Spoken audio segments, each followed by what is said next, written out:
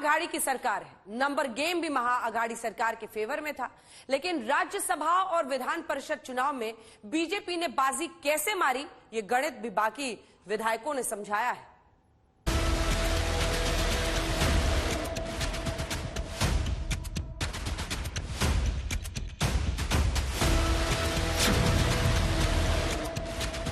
जो असंतोष है वो लोगों के सामने आया है। ये परिवर्तन की शुरुआत है और जब तक एक जनताभिमुख सरकार महाराष्ट्र में नहीं आएगी, हमारा संघर्ष जारी रहेगा। ये सत्ता का संघर्ष नहीं है, ये समाज के लिए संघर्ष है। उद्धव ठाकरे की कुर्सी हिलाने के लिए आखिर कौन स्क्रिप्ट लिख रहा है? आज हम महाराष्ट्र के सियासी ड्रामे की इनसाइड स्टोरी आपको दिखाएंगे। दरअसल महाराष्ट्र के एमएलसी चुनाव में बीजेपी ने अपनी मास्टरी दिखाई। महाराष्ट्र में सबसे ज्यादा सीटें जीतने के बाद भी विपक्ष में बैठी बीजेपी ने पहले राज्यसभा चुनाव और फिर एमएलसी यानी विधान परिषद के चुनाव में कमाल करके दिखाया। ये सब क्रॉस वोटिंग से हुआ।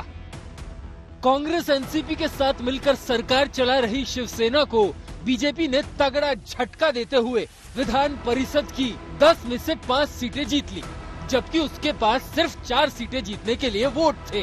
कांग्रेस को केवल 1 सीट मिली और एनसीपी शिवसेना की झोली में एमएलसी की 2-2 सीटें आई। अब सवाल है कि क्रॉस वोटिंग क्यों हुई?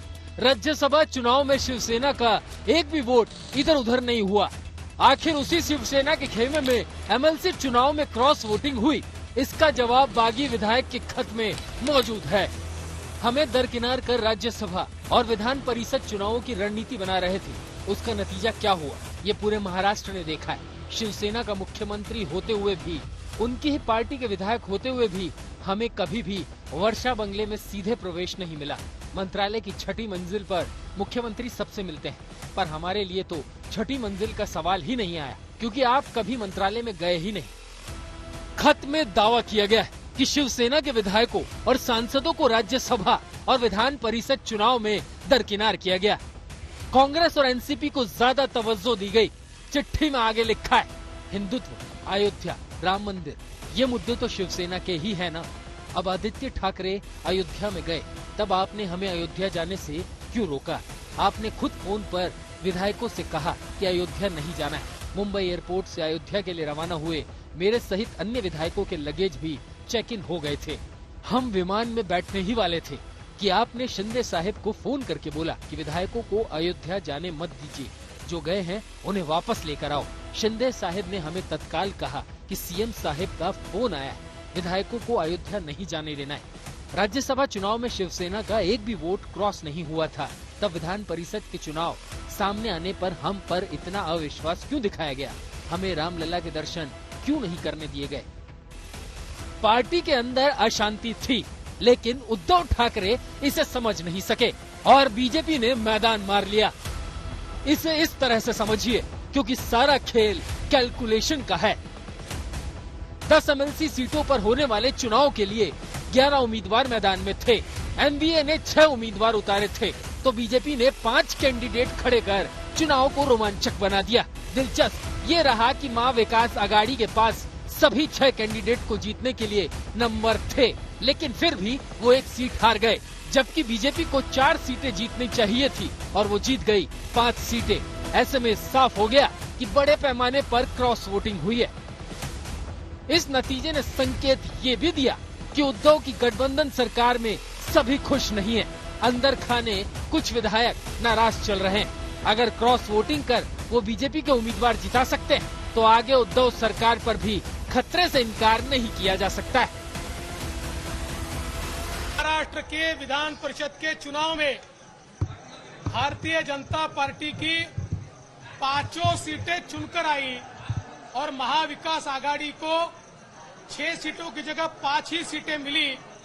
1 सीट का इजाफा हमको हुआ और बहुत बड़े पैमाने पर हमको वोट मिले।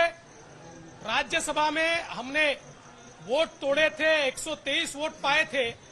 अभी 134 वोट ये बीजेपी को मिले हैं और हमारे 5 उम्मीदवार सबसे ज्यादा वोट लेकर यहां पर चुनकर आए हैं।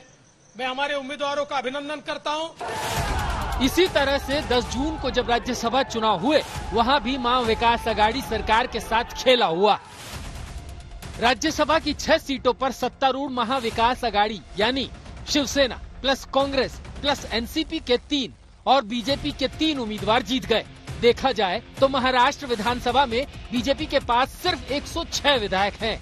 निर्दलियों को मिलाकर ये संख्या 113 से ज्यादा हो रही थी, लेकिन राज्यसभा चुनाव में उसे 123 वोट मिले। इसका सीधा मतलब हुआ कि बीजेपी ने राज्यसभा चुनाव में सत्ता पक्ष के 10 विधायकों को तोड़ा था। वहीं एमएलसी चुनाव में बीजेपी को 134 वोट मिले, यानी बीजेपी को अब तक सत्ता पक्ष के 21 विधायकों ने समर्थन किया। महाराष्ट्र के जनता में जो असंतोष है उसका नतीजा इस चुनाव पे हुआ है और देवेंद्र फडणवीस साहब के नेतृत्व पे विश्वास महाराष्ट्र की जनता ने दिखाया। इसका कारण जो आमदारों ने मतदान किया है वो 3-3 लाख लोगों का प्रतिनिधित्व करते हैं। तो 2.5 साल में महाराष्ट्र में कुछ भी विकास काम हुआ नहीं, टाइम पास सरकार चली है। उसके पहले 5 साल देवेंद्र फडणवीस साहब की सरकार थी तो महाराष्ट्र प्रगति की ओर बढ़ रहा था और इसलिए अभी लोगों को उम्मीद जो है वो देवेंद्र फडणवीस साहब के ऊपर है। और उद्धव सरकार के खिलाफ जो नाराजगी एमएलसी चुनाव में पर्दे के पीछे थी, अब वो सीधे सामने आ गई। शिवसेना के कद्दावर नेता रहे एकनाथ शिंदे विधायकों के साथ गुवाहाटी में हैं और उद्धव सरकार का गणित बिगड़ता हुआ नजर आ रहा है। हालांकि बीजेपी का अब तक का ऑफिशियल स्टैंड है कि इस मामले से उनका कोई लेना देना नहीं है, ये शिवसेना का भीतरी झगड़ा है।